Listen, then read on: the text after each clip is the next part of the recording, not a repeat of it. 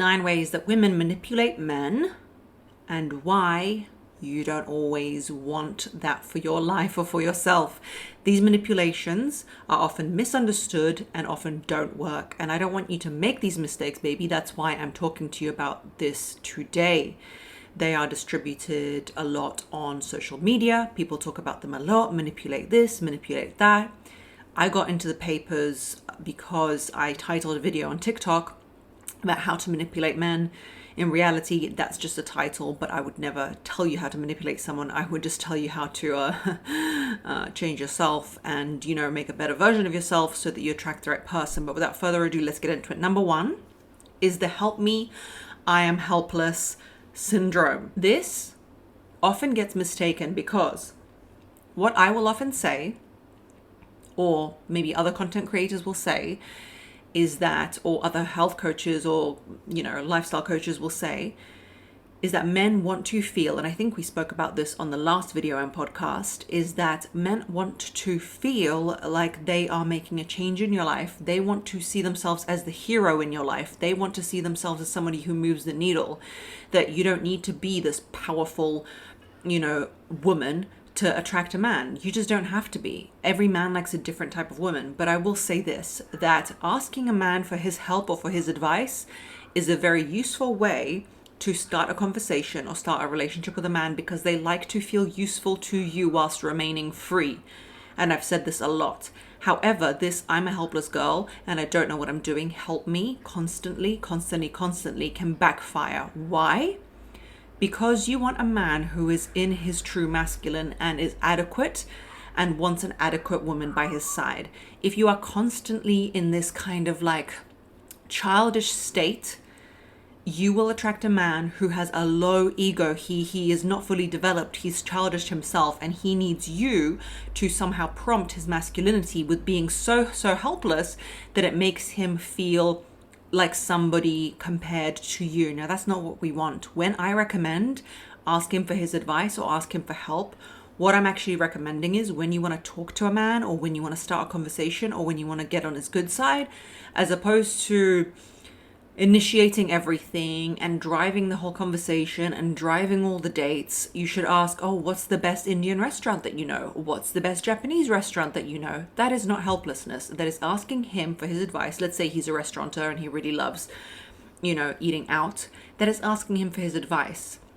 Asking him for help for something you genuinely need help with.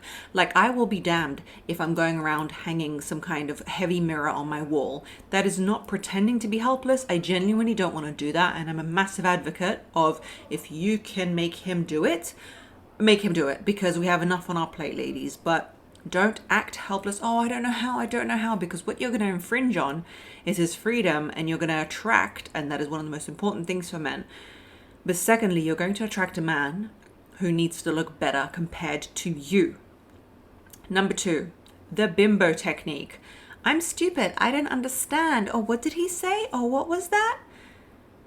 I want to implore that I understand where this technique comes from, of don't talk over him, be a bit stupid, be a bit vacuous, be all of this, in order to attract him, because again, he's going to feel so good compared to you. But the reality is, if you're looking for a man who's going to be your husband or somebody who's going to be with you, he's going to want to be looking for an Amal Clooney. He's going to want to be looking for somebody who is his counterpart.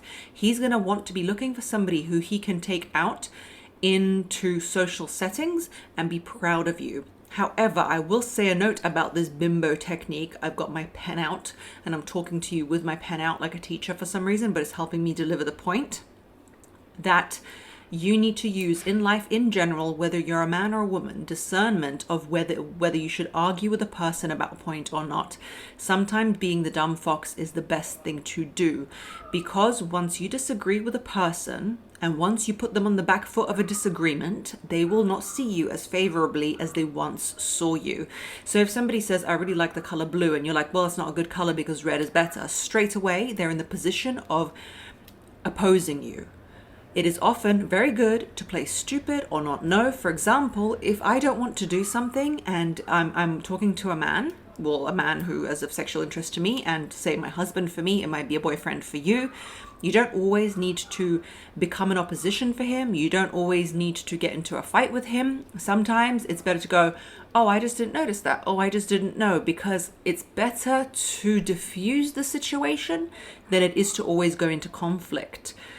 We're taught that we always need to be capable. We always need to be having something to say, very logical, very just driven. And that's very good for us in the work environment. But sometimes taking a back seat and pretending we just don't know is the best recipe, because it just makes you more likable. And being likable is sometimes a good thing. Let's not get it twisted. I don't want to battle everyone in my life, my whole life, okay? But being a bimbo and acting like you have no idea what's going on and you just don't know is not the right way to go about it either, because again, you will attract a man with a small ego who wants to look smart at your expense, and that is not what you want. You're not going to attract a high value man, in quotations, as you guys like to talk about, because he's going to be like, who am I going to take her to? What is she going to say? This is ridiculous. Number 3. That he's better than you, my girlfriend's partner is nicer than you, and he drives a faster car than you. This, I'm just going to debunk right now, does not work, never will work, never has worked. I don't know who made this up. If you are telling your man, in order to motivate him, how Tom, Dick, and Harry are better than him because your girlfriend's boyfriend took her on holiday, and how your man ain't shit, this is a recipe for disaster. Straight away, take that, put that in the bin along with your other ideas. It is not a good idea. Is it going to work on you if your man comes up to you and says, Amanda looks better than you in a dress, and by the way, she's bounced back from postpartum really quickly, and he doesn't know what your problem is, and also she's very nice. Baby, I know if you're listening to this and you're a woman, you know one thing. If you tell a man, your man, a story about another girl and how she looked at you funny and how she texted you the wrong thing, and if he even dares to utter the words of like, oh yeah, but I see her point of view, he is dead to you for like the next few days. Like, you don't even want to know what he's got to say, when he's got to say, or who he's got to say. He took the other woman's side. So don't think that just because you compare him to another man, it's going to make him run quickly, get jealous, and do better things. This is just a recipe for disaster. The other 2 have some merit, but number 3 just has no merit. Bin it, put it in the bin. In fact, don't talk about other men. Don't talk about it. It's bad. Don't talk about exes. Don't talk about anything like that. It's a bad idea. Trust me. Number 4, crocodile tears. And this one is a very interesting one. It's close to my heart because I'm an emotional person. I don't cry often, but if I am crying, I'm crying. Like, I'm not going to pretend I'm not crying. And I often advise you, my loves, that if you feel something, say something. Like, if I feel like I don't want to do something, I'm going to say it. We as women suppress a lot of our feelings, a lot of our emotions, in order to then attack the guy like some kind of saber-toothed tiger the next week, because we've just done so many things that we don't want to do. So if you feel something, say something. That is the true feminine energy. But also don't be stupid and don't be talking about stuff that doesn't matter. Again, the dumb fox, okay? So you've got to have a balance between that. Does it really matter enough for you to talk about it? Talk about it. And if not, then sit on it. But make sure it's not going to compromise. This is the key. It's not going to compromise your behavior with him. If you're going to be an angry rat in the corner, it's something you need to talk about. But crocodile tears is something that women use. I don't use it, but I know from many, many men and many women I've coached that if you use tears in order to facilitate him to feel that you mean what you say, you will eventually turn off the gauge in him where he believes that what you are saying is authentic. Do you know what I mean? A lot of women can kind of go back to that. And if you can refrain from it, and my biggest example is if he doesn't turn up on time or if he doesn't do something, I will often personally go into the realm of anger, and I need to control that. But a lot of women go into tears and crying and how could you and how dare you and all these things. Don't think that just because he reacted one time to you crying, leave it for when it's authentic. If you're going to cry constantly, and I know this because I get the DMs and I get people who I talk to telling me, my clients and stuff, that he doesn't react anymore. This is a line I've heard 1,000 times. I just lie in bed crying myself to sleep and he just does nothing and he lays there. For some reason, if you overuse emotion, not that it's your fault, it just happens, men will turn it off. They will turn off their emotional connection to you. So be who you are, but don't let yourself get to the state of overwhelm where you are crying. If you're already at the stage where you are crying because of a behavior he did, then you need to understand that you're in a relationship place where you shouldn't have gotten to that in the first place. If suddenly he's done something that makes you cry, girl, cry. Like, it is what it is. But if you're crying every Wednesday, Friday, and Sunday because, he didn't put the cheese in the toaster properly and you're expecting an emotional reaction, that's the problem here. If you're expecting an emotional reaction and a connection, that might not be it. Number 5, using intimacy, aka sex, as a way to get what you want. I often talk about you need to, on one hand, know how to make the man in your life very, very happy. As in, you need to understand him more than you love him. That's just the recipe for a good marriage or a good long-term relationship in my eyes. And he needs to just love the hell out of you and not understand you much, because I cannot explain myself to you all the time. If you don't understand, you don't understand. Just love me and do what I need. Okay, sir? But the point of this is, a lot of women say, yeah, but how, on the other hand, do I set my boundaries? How do I punish him, in quotation marks, if he's done something wrong? You need to be authentic to yourself, and this is the key. Authenticity is often the key in life, okay? For example, some men really react to your closeness. Like, let's say every day after work, you guys chat. Or let's just say you guys are intimate. Like, you sleep together every other day. Or maybe you cook for him or something like that. But it is within reason. It's not like if you upset your man, and let's say his role as the provider in the relationship, this is just an example, he snatches the card out of your wallet and doesn't give you money that week. That's not what happens. You have some roles in your relationship which still stand by, which is why if my partner does a small indiscretion, which isn't really, but he really annoyed me, but I won't stop washing his clothes, because that's something I usually do to run our household. However, if he does something that truly hurts me on a real personal level, which hardly happens, but if it did happen, let me tell you, there would be no intimacy, there would be no washing, there'd be no cooking, because why? I am genuinely heartbroken and sad. I am genuinely not doing those things, not to punish you, but because I don't want to talk to you before we go to bed. I don't want to touch you. I don't want anything. It's not these rules that I saw. I can't remember which American dating show I saw it on, but there's some kind of like no touch rule or something, like you were mean to me, so now you're not going to touch me for 3 days. What are you talking about?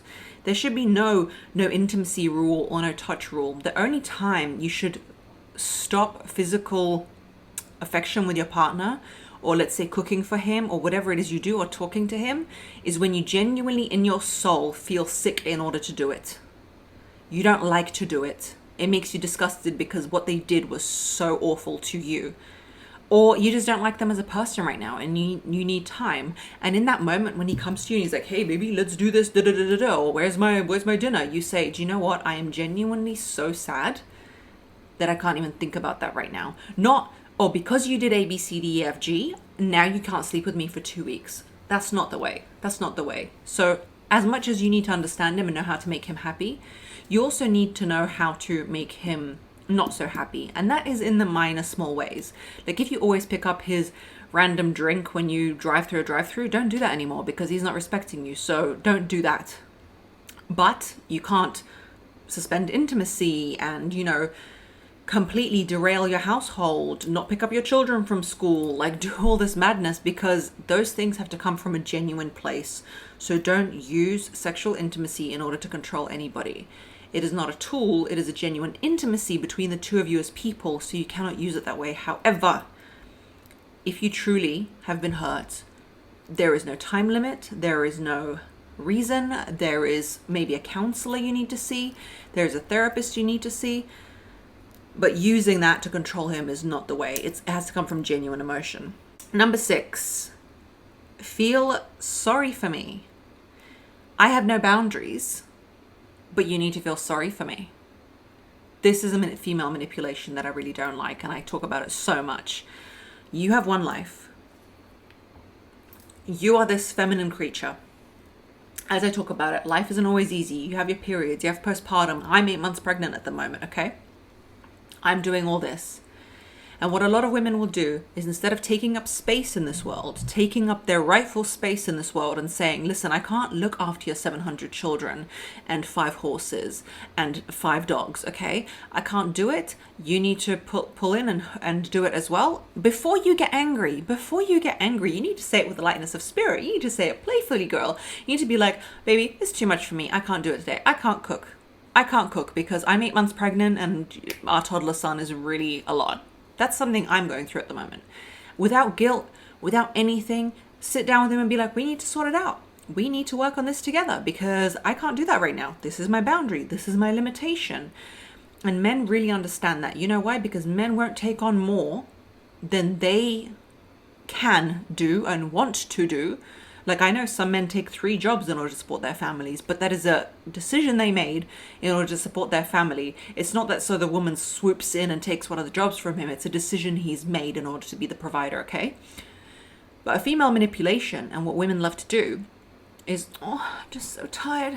Today I can't do anything. I'm just so tired. Well, if you're so tired, carve out the time and carve out the space. And baby, trust me, I get tired. I get very, very tired. I've just had hyperemesis in my pregnancy, which is extreme vomiting and nausea.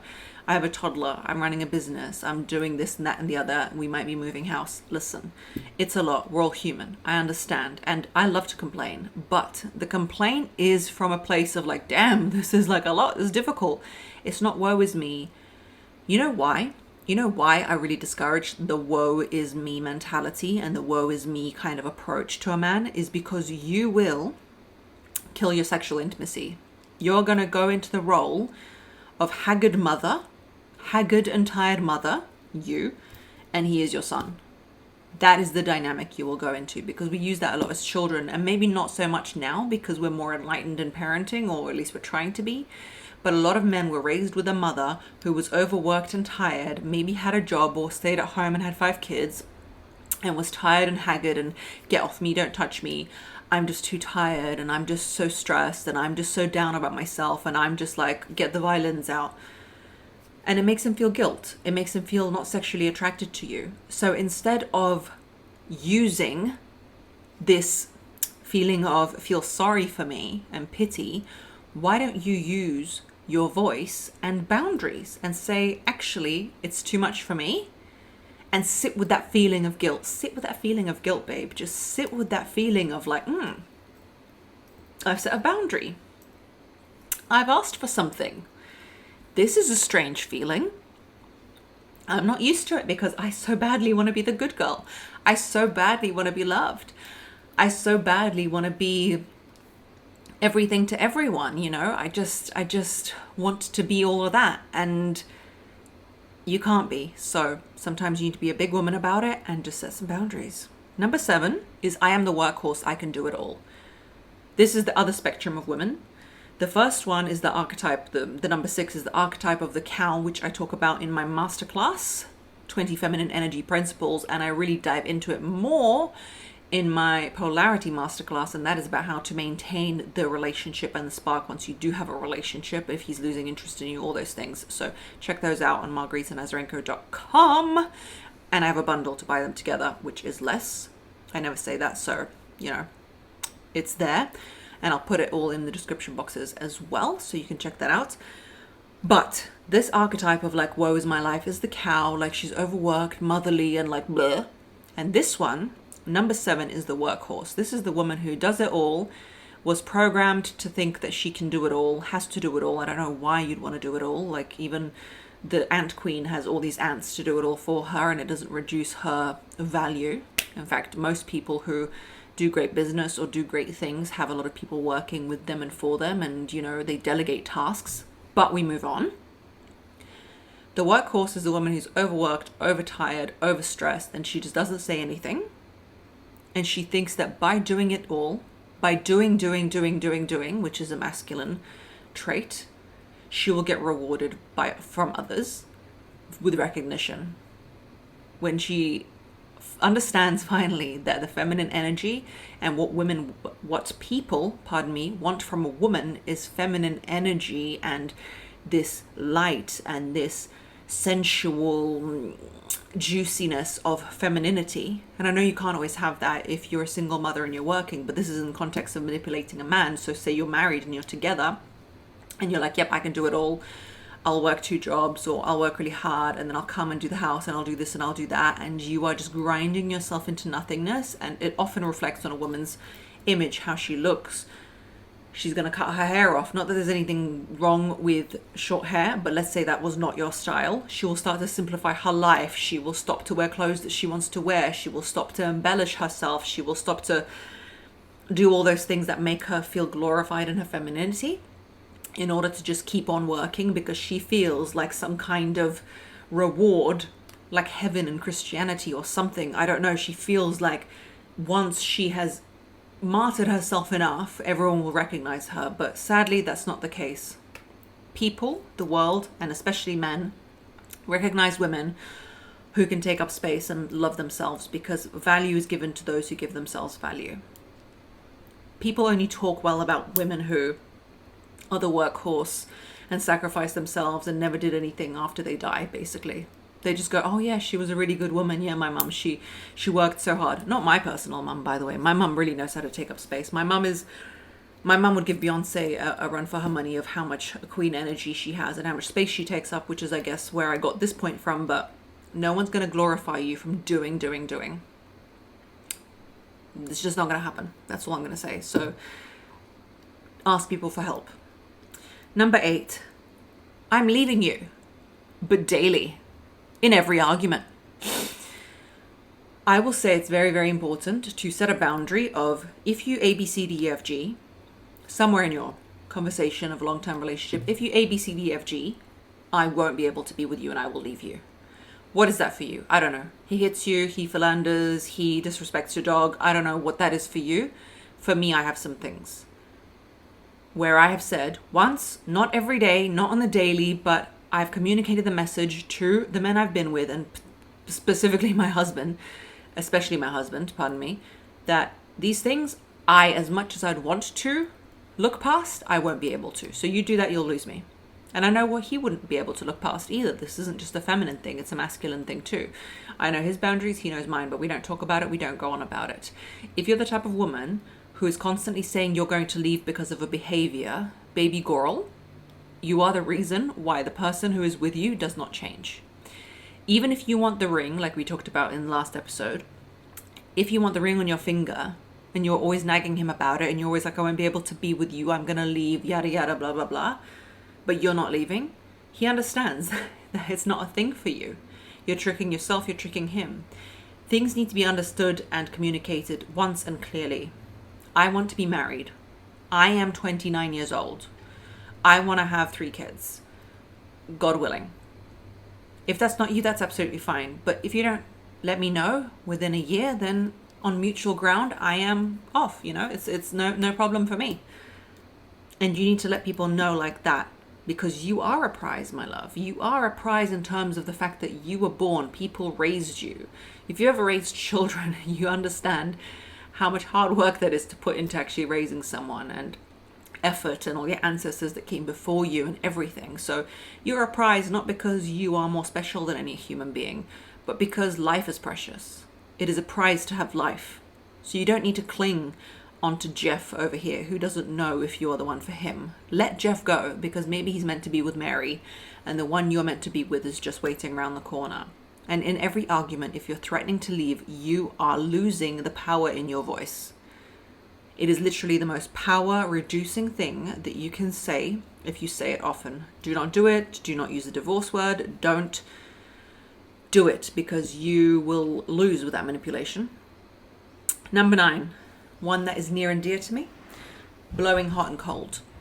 I made a TikTok that said, if you're always consistent and you're always the same in your relationship, you are losing out. Why? Because you are building a level of love and intimacy that might make your desire part suffer.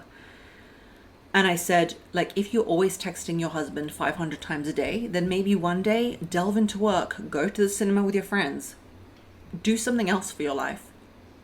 Don't always be consistent in how you act, because in being consistent in how you act, and always being at his beck and call, it denotes to me that you might not have very much of a life of your own. People are busy. People who have value their own time. When you're doing your yoga, you're going to your gym, put your phone away. When you're pushing the shopping trolley, don't be trying to text him with one arm while your kid is crying. I am guilty of these things. I'm talking to myself as much as I'm talking to you, because we're used to being so subservient to people and what they need from us, that we're not there and present in our own life. Don't always reply to everyone. This is for friends as well. Don't always be jumping on everything.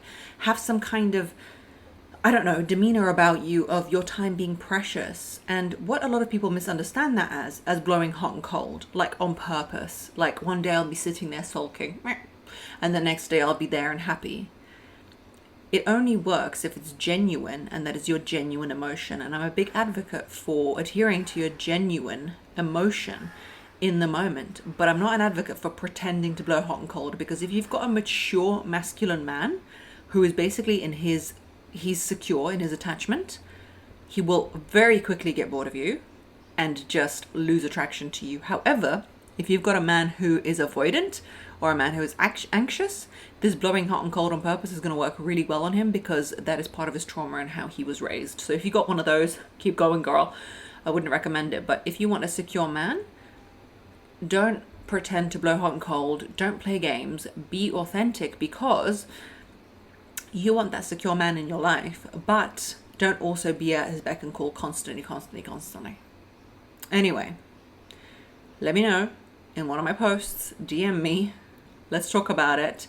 Leave a review on this, leave me a comment. Are you guilty of these manipulations? And if you're a man, have they worked on you? Let me know how you feel. And I'll see you on the next one. I'll talk to you on the next one. Thanks for lending me your ear. Love you lots, like Shady Tots. Bye.